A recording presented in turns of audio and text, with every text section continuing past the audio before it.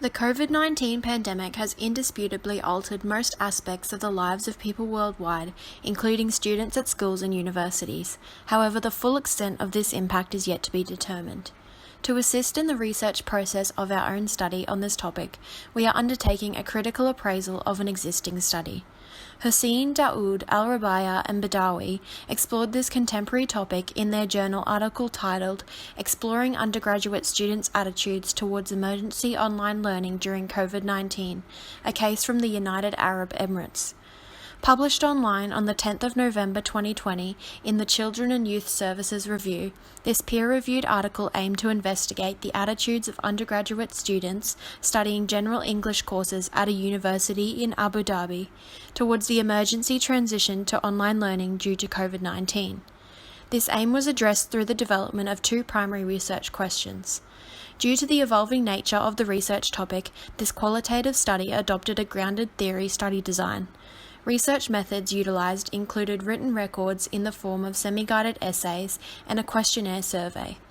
In the abstract, the researchers highlighted that a sample of essays were analyzed using open coding techniques. The results from this indicated that student attitudes reflected common positive and negative aspects, which the researchers proposed were relevant to the future of online learning experiences. The validity, impact, and applicability of this article will be critically appraised using the McMaster Critical Review for Qualitative Studies. This critical appraisal tool was used because it offers guidelines that specify the evaluation aspects that are unique to qualitative studies, which is relevant to the qualitative paper being reviewed. The format of the McMaster also allowed the group to work collaboratively to review the paper. The same format combined with headings and prompts allowed for seamless usability, making the McMaster an ideal appraisal tool for the review of this qualitative paper. The form, however, had to be modified slightly to exclude the specific mention of occupational therapy, as the paper being appraised was not specific to OT practice. Further, the tool could be improved by including headings or prompts that question the presence of unconscious bias or confounding error throughout. The study provided clear and compelling background information that included both qualitative and quantitative evidence. The background literature review included information regarding differences between well-planned online learning and emergency online learning. The difference is important to consider when investigating research topics about online learning efficacy during COVID-19, as outcomes of well-planned pedagogically backed online learning have been shown to differ from emergency online learning. A common theme discussed in previous research is the need for improved curriculum accessibility, regardless of environmental factors. Research also highlights previous study populations and that a gap in research may exist regarding the impact of online learning on low socioeconomic groups.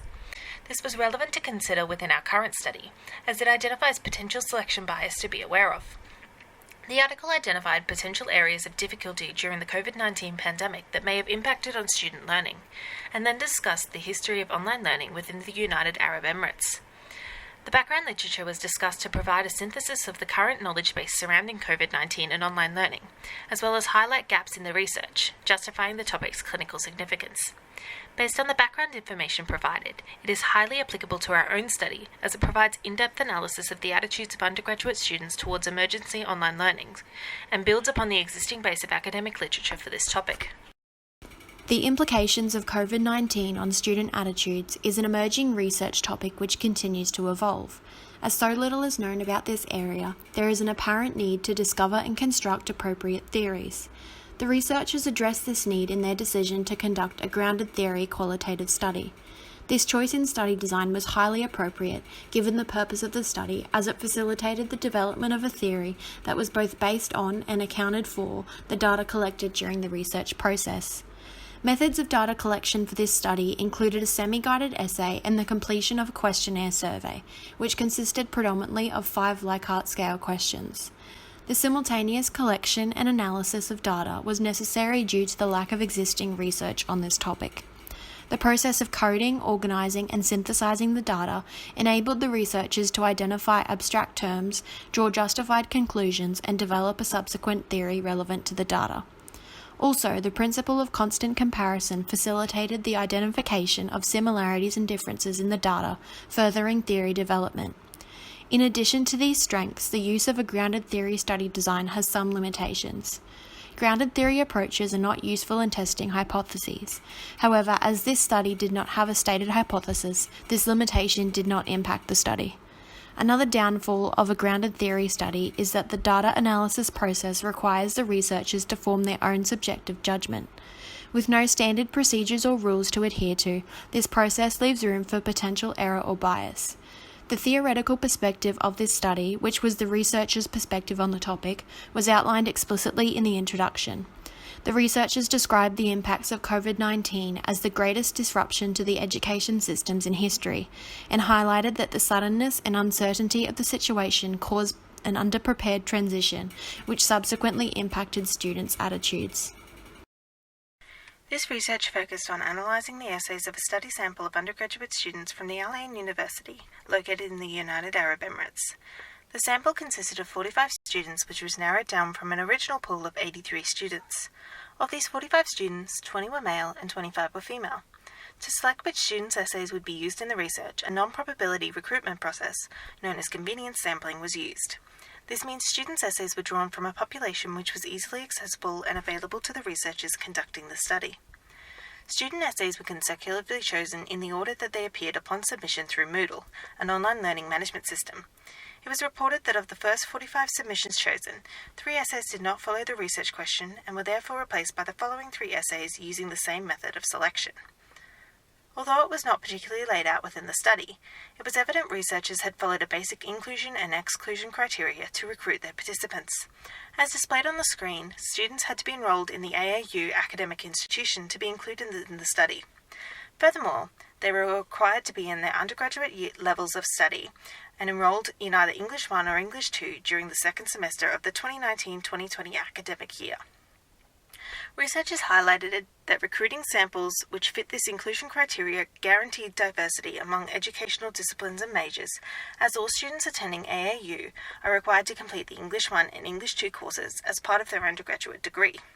Additionally, it was noted that English 1 was a prerequisite to enrolling in English 2, which therefore allowed researchers to study participants across varying academic levels.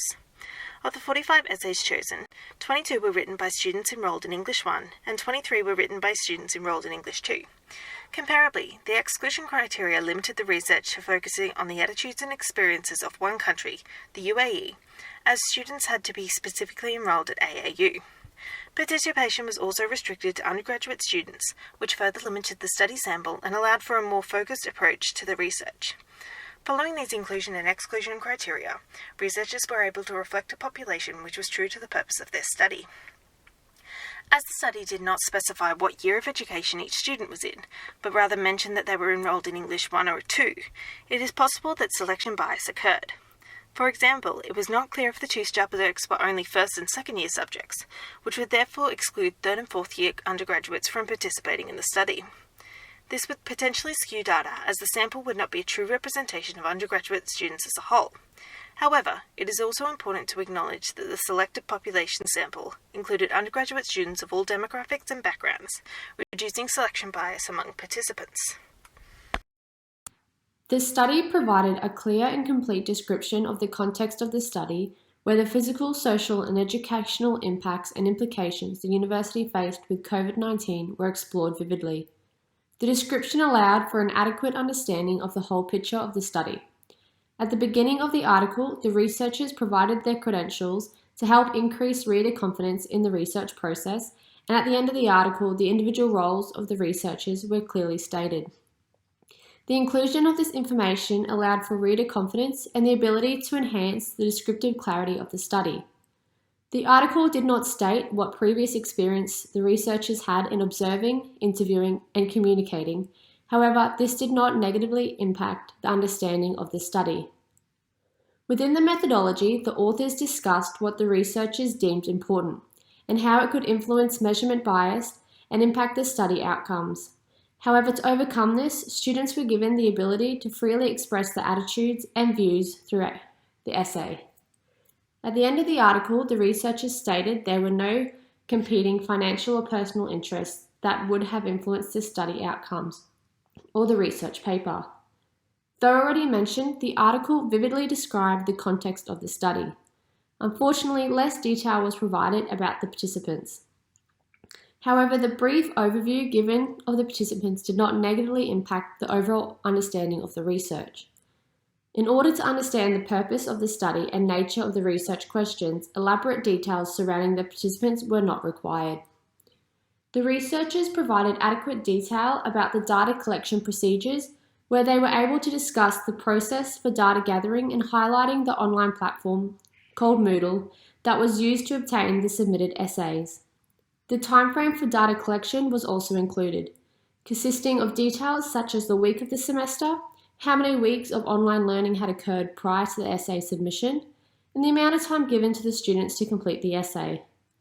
The researchers also discussed flexibility within the data collection by highlighting the 3 essay submissions that had initially been sampled did not adhere to the topic, resulting in the researchers to address the issue and outline the process to undertake in order to collect the final 45 essays.